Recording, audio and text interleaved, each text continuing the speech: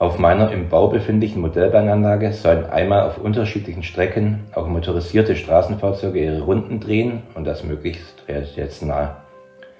In diesem Video möchte ich euch zeigen, was ich mit dem Car-Motion-System für den ersten Bauabschnitt geplant habe und ich versuche, ein originalgetreues Fahrverhalten zu erzielen. Mit den abschließenden Fahrszenen auf meiner Rohbauanlage könnt ihr euch ein Bild davon machen, ob ich auf dem richtigen Weg bin oder auch nicht. Die ursprüngliche Planung meiner Modellbahnanlage hatte lediglich 2 kreuzungsfreie Ovale für Faller-Car-Systemfahrzeuge rund um den Endbahnhof der Nebenbahnstrecke in Steinsbrück vorgesehen. Mit dem Erscheinen des Wiesmann Car-Motion-Systems 2022 habe ich mich dann entschieden, hinter dem kleinen, gemütlichen Bahnhof Veltheim eine weitere Fahrstrecke für ein Car-System zu realisieren. Da diese nachträglich dazugekommen ist, gibt es für sie wenig Raum und ich musste gehörig drücken und quetschen, um Platz für Wendeschleifen mit zumindest einem minimalen Radius zu finden. Vorgesehen sind nun bis zu 5 Parkpositionen, auf denen Fahrzeuge dauerhaft abgestellt und mittels induktiver Ladespulen kontaktlos aufgeladen werden können. Wobei ich während des Bauens letztendlich entscheide, was noch halbwegs realistisch aussieht und wirklich davon umgesetzt wird. Ein Langholztransporter soll eine längere Strecke abfahren können. Dazu wird es die Möglichkeit geben, die Ladestraße anzufahren und auch mit einem LKW die Seitenrampe zu beliefern. Außerdem möchte ich versuchen, über die Kopframpe eine B- und Entladung von Straßenfahrzeugen auf einen Flachwagen zu simulieren. Ob das allerdings überhaupt funktioniert, steht für mich absolut nicht fest, aber zumindest ausprobieren möchte ich es gern. Zusätzlich zu den Parkpositionen soll es Stoppstellen geben, an denen die Fahrzeuge nur situationsabhängig anhalten, wie vor dem unbeschränkten Bahnübergang in der Zufahrt zur Brauerei. Diese möchte ich mit Infrarotleuchtdioden realisieren, die mittels DCC Fahrbefehle an die Fahrzeuge übermitteln. Dass das gut funktioniert, habe ich bereits ausprobiert. Das werde ich wahrscheinlich in einem späteren Video mal genauer zeigen. Es gibt aber auch Abschnitte auf dem Layout, an denen jedes Fahrzeug immer die Fahrgeschwindigkeit ändern soll, wie zum Beispiel vor dem Wendehammer auf dem Bahnhofsvorplatz. Hier stehen mir gerade einmal 20 cm zur Verfügung. Das heißt, ich muss mit einem Wendekreis von gerade einmal 7,5 cm Radius plus 2,5 cm zum Ausschwenken der Fahrzeuge nach außen leben. Daher möchte ich diesen Abschnitt auch nicht mit voller Geschwindigkeit, sondern schön langsam befahren. Als Testvehikel dient mir dabei der gerade erschienene Mercedes-Benz Rundhauber mit Gesteinsmulde.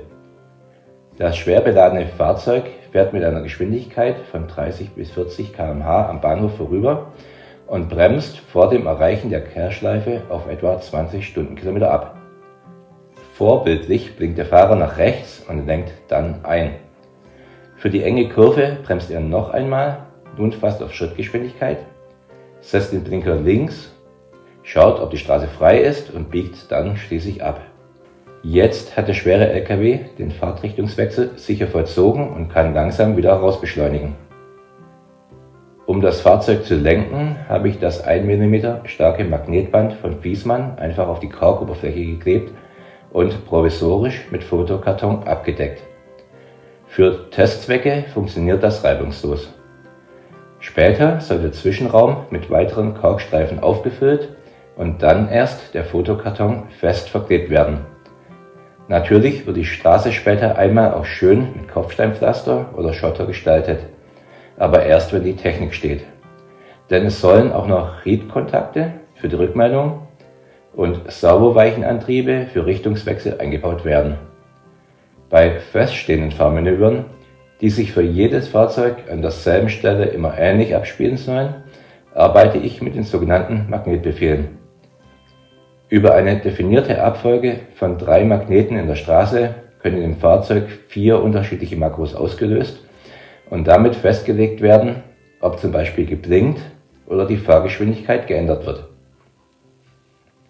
Das erste Magnettriplett mit der Polausrichtung Süd-Nord-Nord habe ich rund 20 cm vor der Parkbucht und mit einem Abstand von etwa 11 mm zum Magnetband angebracht. Der Abstand der einzelnen Magnete zueinander beträgt 3 cm. Auf der kurzen Zwischengeraden vor der eigentlichen Kehre ist die Polung der an die Straße eingelassenen Magnete Süd-Nord-Süd. Diese alternierende Polung ermöglicht den Abstand zwischen den Magneten auf 2,5 cm zu verkürzen und trotzdem deren sichere Erkennung zu ermöglichen. Welche Funktionen mit dem Überfahren der Magnetabfolge ausgelöst werden, ist im Fahrzeug selbst verknüpft. Um dies zu programmieren, wird das Fahrzeug über das Programmiergerät 8401 mit dem USB-Port des PC verbunden und die frei erhältliche Car-Manager-Software von Viessmann geöffnet. Das Fahrzeug wird automatisch erkannt.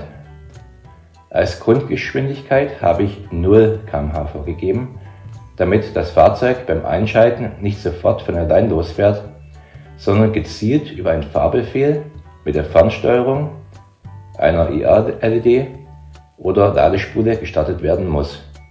Unter dem Reiter DCC habe ich dem MB-Rundhauber die Adresse 19 zugewiesen, damit ich ihn auch über die Zentrale meiner Modellbahn mittels Infrarotbefehlen steuern kann. Als Höchstgeschwindigkeit habe ich für den Baustellen-LKW eine an die verwinkelte Streckenführung angepasste gemütliche Geschwindigkeit von nur 40 Stundenkilometer vorgegeben. Die Zuordnung der Magnetabfolgen zu den ausgelösten Funktionen, oder genauer gesagt Makros, erfolgt im Fenster Magnetfolgen. Zum jetzigen Stand finden bei mir nur die ersten beiden dreibegriffigen Kombinationen Anwendung. Was genau in den Makros gemacht wird, legen wir im nächsten Reiter fest. Hier kann zum Beispiel das Licht oder ein Blinker geschaltet und auch ausgewählt werden, wann die Funktionen wieder enden. Entweder als Zeit- oder Fahrstreckenangabe. Ich möchte mit dem ersten Fahrzeug vorbildlich blinken und sehr langsam um die Kurve fahren. Daher wird hier im ersten Schritt rechts geblinkt und die Geschwindigkeit auf 20 km/h reduziert, um dann mit dem zweiten Befehl links zu blinken und noch weiter auf 10 Stundenkilometer abzubremsen. 40 cm nach dem letzten Befehl beschleunigt das Fahrzeug schlussendlich wieder auf die ursprünglich eingestellte Geschwindigkeit. Bei anderen Fahrzeugen, die ich zukünftig ebenfalls einsetzen möchte, wird der Fahrer auch einmal auf das Blinken verzichten oder etwas zügiger um die Kurve flitzen. Aber wie sieht das Ergebnis unserer Bemühungen denn nun ganz konkret auf der Anlage aus?